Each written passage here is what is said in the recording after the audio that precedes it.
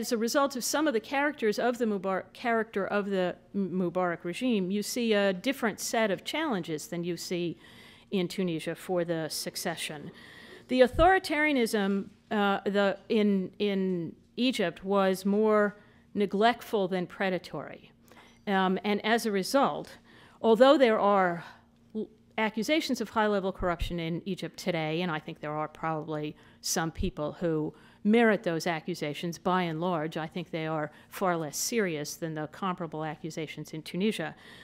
But the problem is the failure to attend to the sort of growing neglect of the consequences of the economic policies meant that there is small-scale corruption on a massive scale. So you don't have the big corruption at the top, but everybody in the public sector, which is 6 million people, has paid such a tiny formal wage that everybody supplements that with something.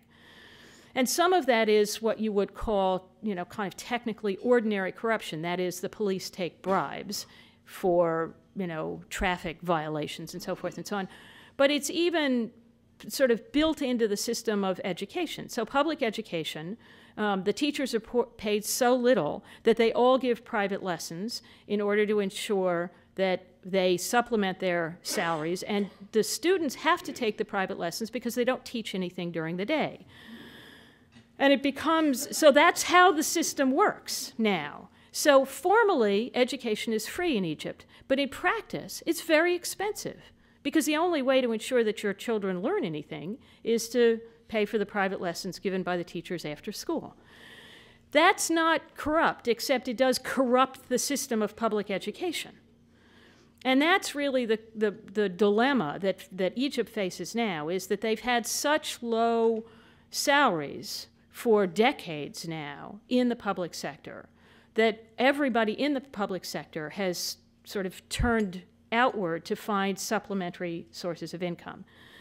And it's going to be very expensive and very complicated to to shrink the public sector, start paying people what they should be paid, and tell them to stop doing second assignments, if you will. But that's the character of the challenge in Egypt. So it's not like the Tunisian problem at all. It's quite different.